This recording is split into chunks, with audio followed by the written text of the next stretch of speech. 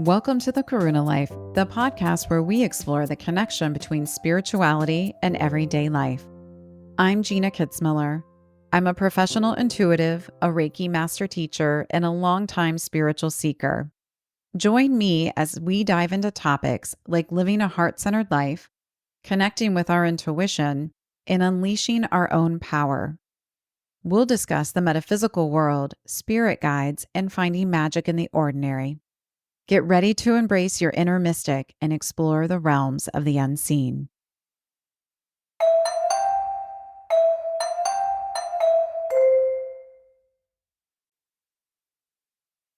Welcome to the Karuna Life. I'm your host, Gina Kitzmiller. So today we're going to talk about a fun topic. We're going to talk about spirit guides. We're going to talk about who they are. We're going to talk about the difficulty of naming our spirit guides, and we're going to discuss different ways that they communicate. And then in part 2 of this episode, I'm actually going to talk to someone about their experience with their spirit guides that I think you will find interesting. So let's get started. So the first question I often get from clients is, who are my spirit guides? And spirit guides can really be a wide range of different things. So let's start with kind of the basics. I believe that we typically have 2 or 3 spirit guides that agree to come in with us, and they are going to remain with us for our entire lifetime. So I would consider these our primary spirit guides. And my guides were explaining to me that they can either choose to come forward, often out of great love for you, or they might be assigned to you because they have a certain quality or a certain skill set that's going to be helpful for you in this lifetime. Now, our guides can consist of ancestors. They might be someone who is in your soul group or what I would call your soul family. They might be angelic in nature. They can be an etheric being or a nature being. They might be a galactic being. And by that, I'm referring to someone with a galactic nature, such as Lemurian or Pleiadian, but there's a wide range. Or they could be an ascended master or divine being. Now, oftentimes people will ask for a name, and sometimes that can be a little tricky because the guide may not have ever incarnated into a physical body. They may be an etheric or nature being, so they don't have a human name. The other issue that we run into is if they've had past incarnations, it's kind of like, well, what name do you choose? Because they may have been Pete in one life and Bob in another. The other thing that we can run into is the name may not really have an English name. It might be something that is completely outside of the English language. So it can be a little bit tricky sometimes to identify a name for a guide. Now, I've asked my guides about this because, especially in the beginning when you're forming a relationship, we often really want a connection with our guides. And for most of us that are human, a name really helps us to do that. So, what I usually suggest is that if we don't come up with a name or something doesn't come to you, you can always ask your guide if you can choose a name for them. And what I always suggest to clients is that if you are going to do this, that it would be probably in best practice to choose a name that actually means something to you. So you want to choose a name. You can look at what the name means. Let's say, for example, you find an old Latin name for the word power and you like that name, then that might be a good choice if that's what you feel the energy of that guide is. And if you get kind of stuck and you're not sure, just ask them for help and say, hey, I'd really like to come up with an appropriate name for you. Can you help me? I know sometimes that people will kind of assign a rather like silly name to a guide just because it makes them giggle. I don't know that guides mind that per se, but I'm always about honoring the guides, showing respect and reverence for them and what they do in their roles. So that way, for me, when you are choosing a name, I think it's important to choose something that has a little bit more substance or meaning behind it. So sometimes I think when we talk about guides, we expect that we're going to actually hear them with our physical ears, right? Because we're very tangible. We want kind of that concrete proof. But oftentimes I find that the guides actually don't speak like that. It's in the quieter moments, it's in those softer moments of intuition or silence that your guides are able to come through. That's why they always say it's really important to pay attention to distractions because if your guides are trying to talk to you, and I know I'm guilty of this as well, sometimes I'll ask a question and then I'm on my phone or my laptop or I'm watching something. And it's harder for them to communicate with us when our attention is diverted into something else. So if you're struggling with something or you really are trying to develop a closer relationship with your guides, I would always suggest that trying to sit in silence, doing automatic writing practices, or meditation can be really helpful for you to begin to bridge that communication with them. And it's also important to remember that they communicate in very different ways. So they might communicate with you through signs or symbols or synchronicities. It may not be a direct conversation. Sometimes guides will leave feathers or they may send different signs to you, which can really be different for every person. I have a guide that calls me Ladybug. That's my nickname. And so oftentimes I see ladybugs in very random spots, and I know that's his way of letting me know that he is close by and protecting me. They may send you angel numbers. So you might always wake up at a certain time, or you might notice the clock at 11:11 or one of those angel numbers. They sometimes can speak to us through songs. So there might be a song that you like, and it can be any genre, but there's a certain phrase to it that really just lights your heart, or you feel like there's a message in it for you. So I would say pay attention to that. They also can speak through other people. And oftentimes, these are the chance conversations that we have with someone else. And they drop a little bit of wisdom or have some sage advice for us if we're struggling with something. That when we leave that conversation, we just feel really guided and heard. That's often the guides coming through in a very different way. So, if you've ever taken a workshop with me or a Reiki class, you will know that I talk a lot about intuition and what I believe are the misperceptions of intuition. And I think this really does apply to spirit guides as well. I think oftentimes in our society, especially with those who are celebrity psychics or mediums, they all seem to have the same story. Have you guys noticed this as well?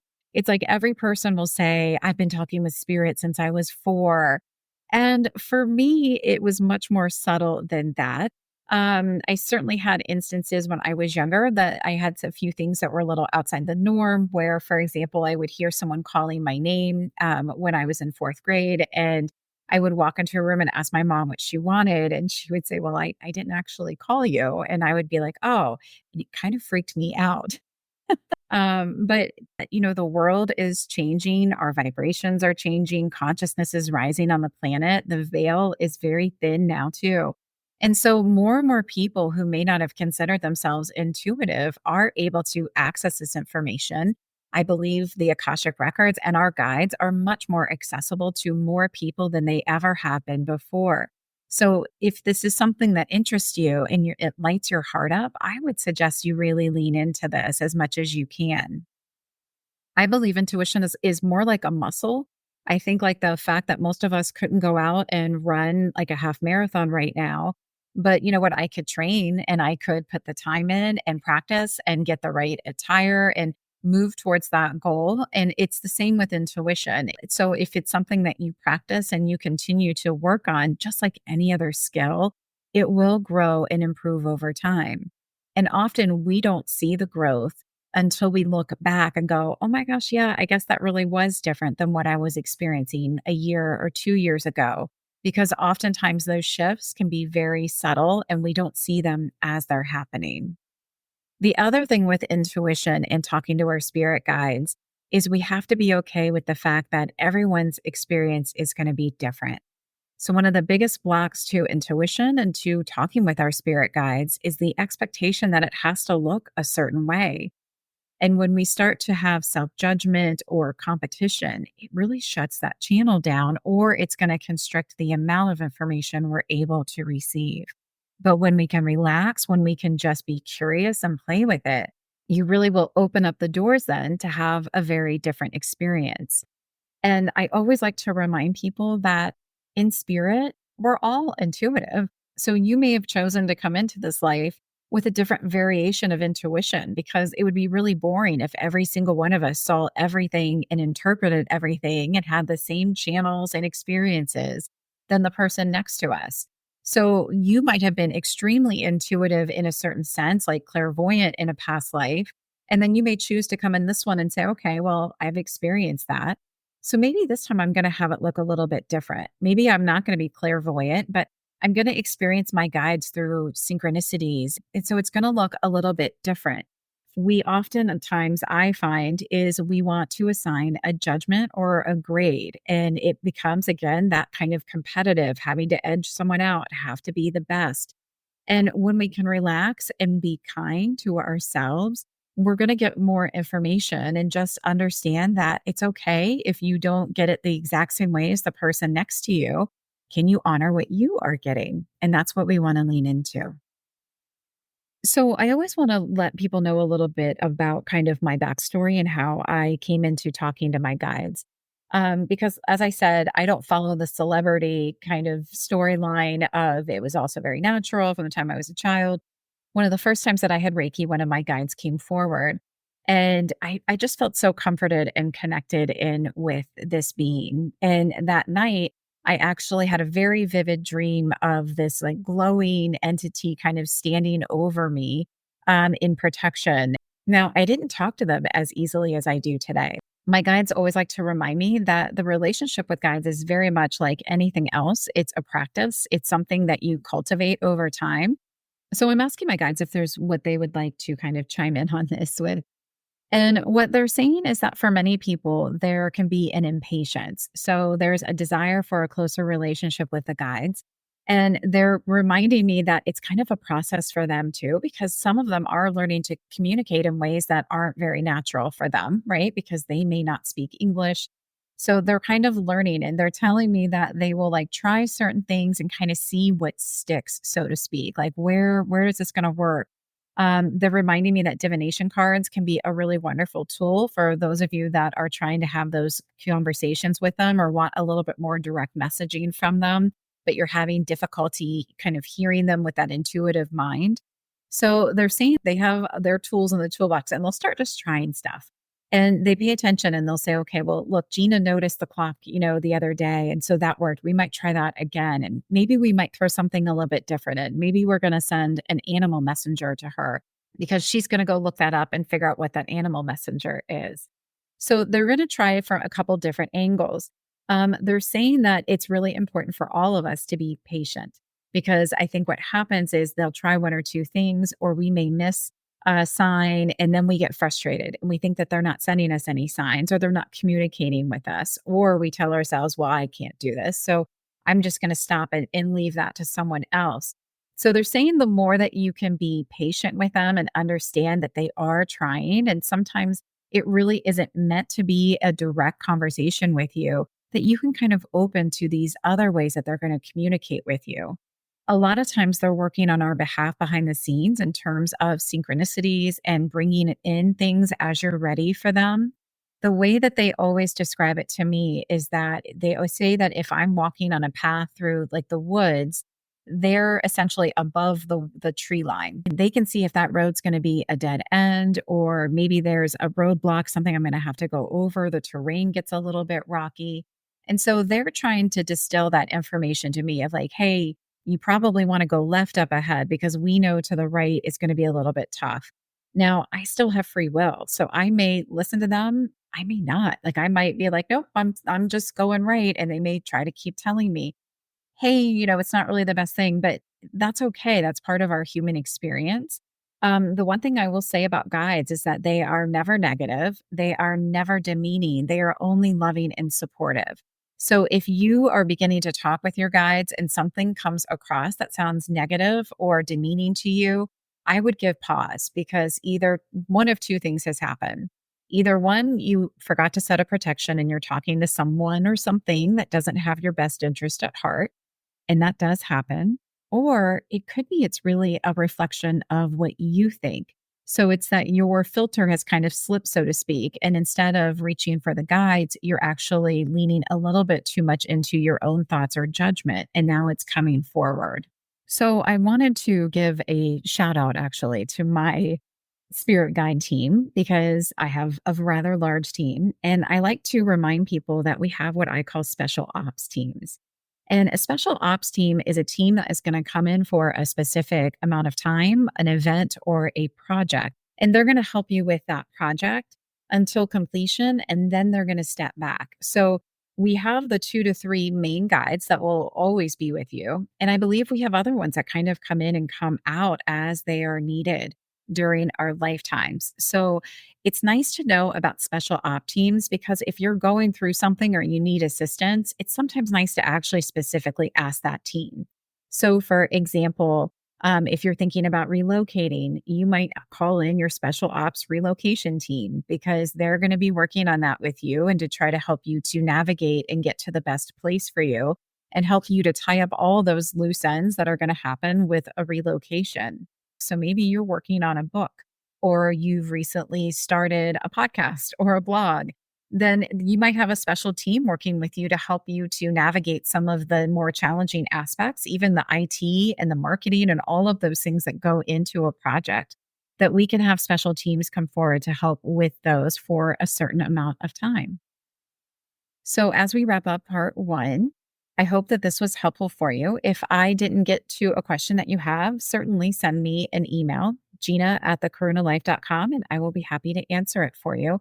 Or we may do another episode in the future because there really is so much to talk around spirit guides.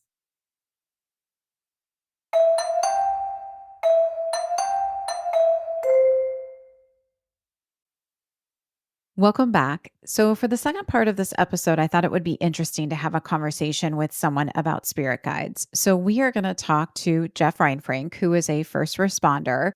And I wanted to talk to Jeff for a few reasons. One, he's had a really interesting experience with spirit guides, having come into finding them later in life.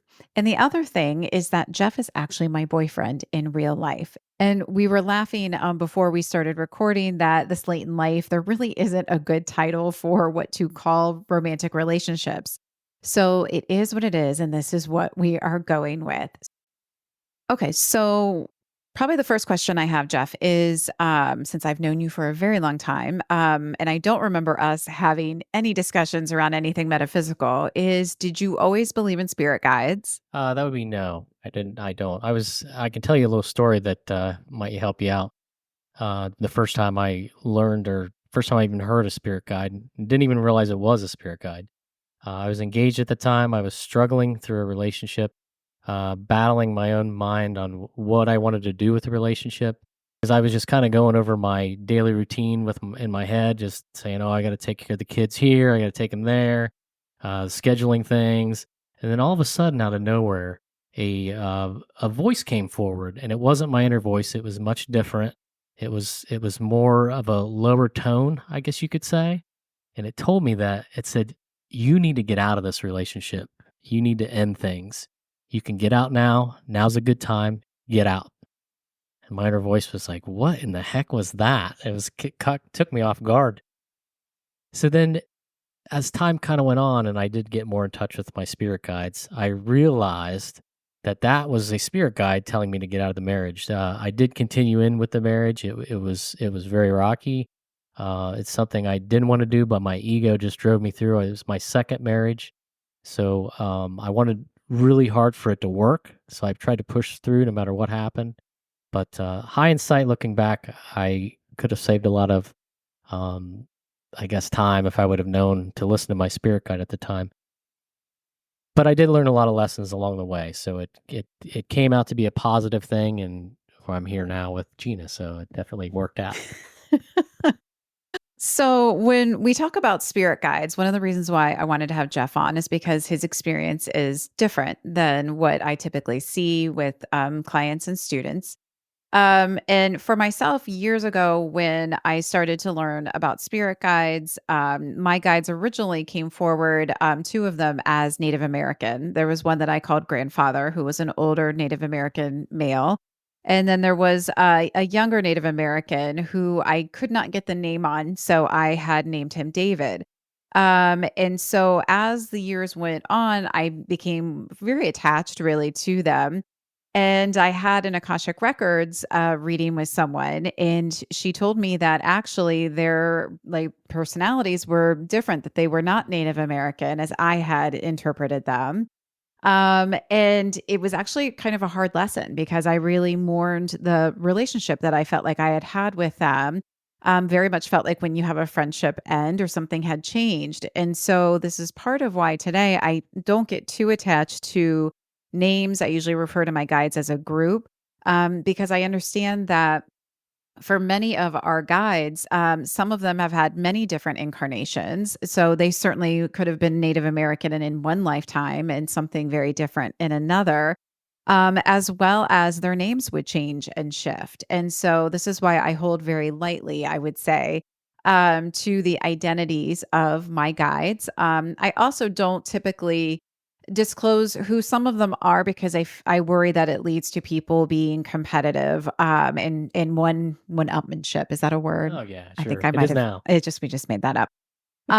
So let's talk about your guides because so when I met you, you were just getting into meditation Yes. and you weren't talking to your guides at that point. No.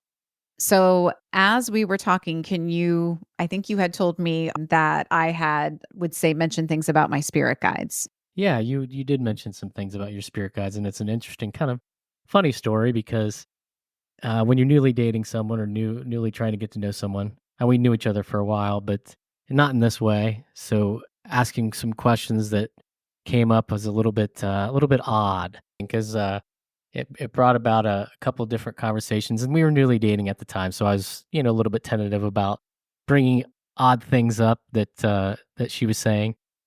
Um, so as we had conversations over the course of the time, she would say things like, uh, "What would they say?" or "What would they do?" And she kept using the word "they," and I was like, Who's she having a conversation with they?" And I eventually mustered up enough of the energy to say, Gina, who exactly are they?"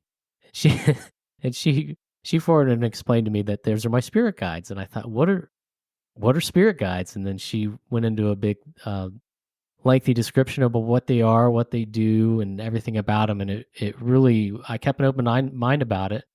It really kind of opened a whole new world to me through meditation. So what happened in when you first started meditating and trying to connect in with your guides? At first, it wasn't very successful. It took a lot of practice. It wasn't something that came off right away, but I was meditating quite a bit at the time. And I really kind of went back to that story that I had told earlier and realized that maybe that was a spirit guide. So I got in touch with the first spirit guide who had that deep voice, and he came forward and he kind of let me know that he was a spirit guide and he was there. And his name kind of came forward as Chuck, and he was kind of a more of a warrior type figure, an ego guy, kind of a protector in a way. So that makes sense where he was trying to protect me from getting out of that relationship. And then as time passed and the more I meditated over time, one came after the other. And eventually there was one that came through named Cynthia. And she was more of an angelic figure. She was I guess she's only said like 2 or 3 words for me. So for the most part, she's very nonverbal. She explained what she did because I asked her one day, I said, "Cynthia," I said, what exactly do you do?" And she told me that she does this thing, and she would kind of like wave her hand, and I would get this euphoric feeling or this tingly feeling all over my body.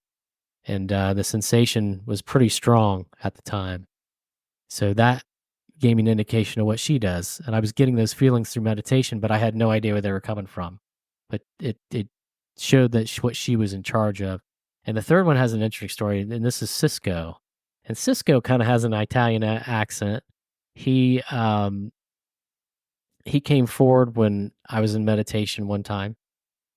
As I meditated, this dark figure kind of brushed across my third eye or my mind as I was meditating, and it startled me, and it had a lot of negative energy backed with it, and I didn't really know what to think. So I got out of meditation. I was kind of freaked out by it, to be honest with you. But then I said, "Well, I'll try again." So the next day I tried again, and the same thing happened. So I'm like, "Oh, what the heck is this?" So the third guide came forward, and his name was Cisco, and he's kind of like an IT guy, and he explained to me that this was like a glitch in the system, and that he can repair it and fix it and that's kind of what he did because it was gone. So I guess they kind of have their own jobs to do Mhm. as spirit guides, and each one holds some help for me when I meditate. So, and I don't see them all the time. They come forward when they kind of want to through meditation. It's hard to control. It seems very spontaneous. So, but I keep trying to keep practicing. Practice this makes perfect. So, what advice would you have for someone who's starting out or wanting a closer connection with their spirit guides? I would definitely say that you you gotta get in meditation and quiet your inner voice. I think quieting your inner voice really helps. It helps clear your mind. It helps get you in touch with yourself, your true self. And as you do that, you can have your guides come forward, and that takes some time. Um, Well, so what I would say is that with spirit guides, everyone, obviously, we all are very intuitive in spirit.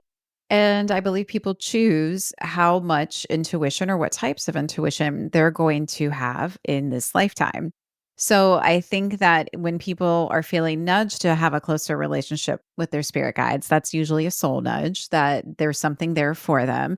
And it's okay that it looks very different for each person, as I always say. So it's perfectly fine that Jeff hears different accents with his guides, and yet I don't with mine. I usually have more of the group response where I don't differentiate that.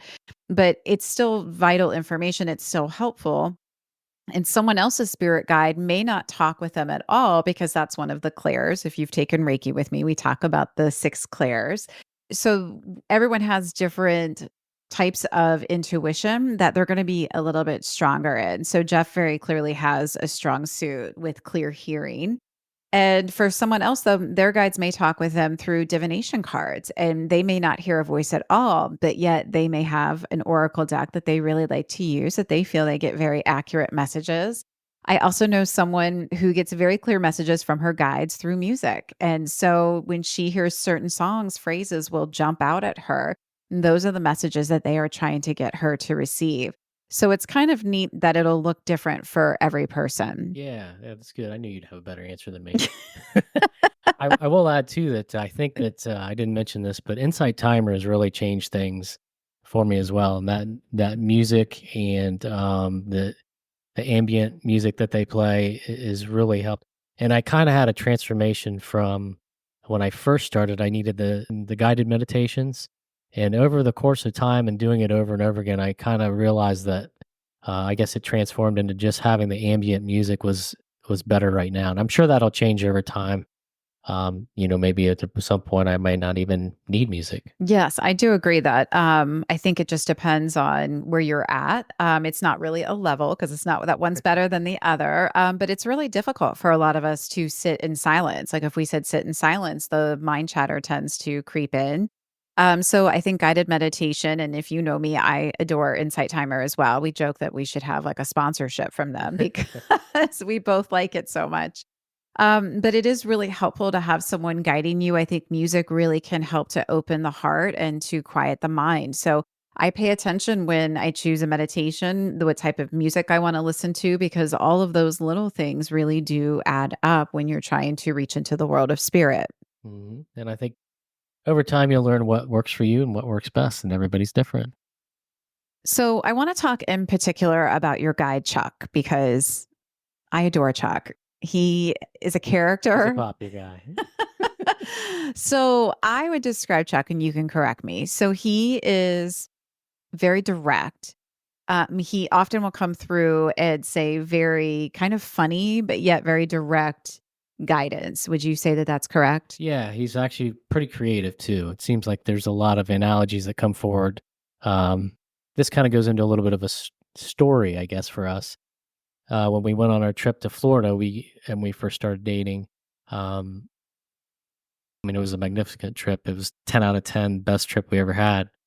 And uh, as time moved on, and I meditated about a relationship and growing that and guiding it and making sure we're doing the right thing and um, helping it along, helping it prosper and grow. He did come up with a saying to me, And for some reason, he came out and said, "You need to go to the desert." And I was like, What? You guys need to go on a trip to the desert in Sedona." And I'm like, "Okay." And I didn't really understand what he was getting at. I went to Gina and I said, "Chuck's saying we got to go to Sedona." And she said, "Did you ask why?" And I said, "Not really." So I went back into meditation again and went over with Chuck and said, "Chuck, why do we got to go to Sedona?" And as he came forward, he said, "Your hearts will be bonded at the beach and your souls will be sealed in the desert." And that kinda gave me a lot of, insight to our relationship.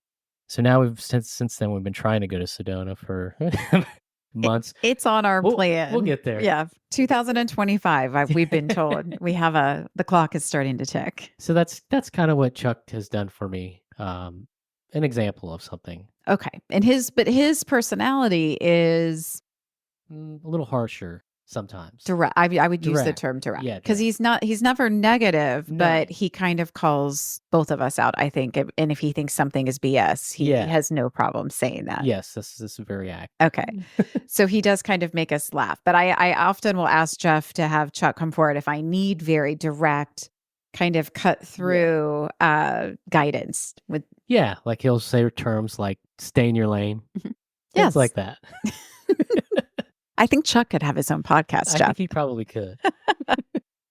So do you have any messages that your guides would like to give anyone listening? I usually do this in meditation, so it's kinda it's different, but every once in a while, I get something I can try. I think they're kinda saying that they're glad that, we're doing this, and it's good to get the word out on having spirit guides and how much better your anxiety will be in different decisions you make in your life. If you really listen to them, you'd be surprised on what the outcomes that would happen. That's really good. And so I'm checking in with my team. And they're seeing as well, there's a lot of support available. And right now, people are struggling. And I think the veil is much thinner. I think more and more people are able to access this information. And so your guides are always positive, never negative or demeaning. And so it's a really good resource. And it sounds funny, but we have conversations that we joke we would have never thought we would have had back in our This is 20s. very true. I'll say, like, "Can you ask your guides about this?" Or Yeah. he'll ask me a question, or we ask them about, relocating and things like that. And it's like having this, what would you say? Just like It's like advisors, yeah, right? it's having advisors and they're always positive, they're always uplifting, they never bring you down or anything. And your voice can be negative. It can drive your ego, can cause you to do things you don't really want to do, and the guides really help out and can kind of put a halt to that. Mhm.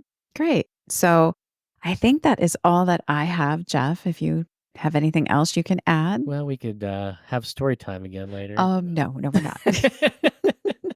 All right. So thank you for coming on the show and being my first Yes, guest. thank you, Gina. I really enjoyed it.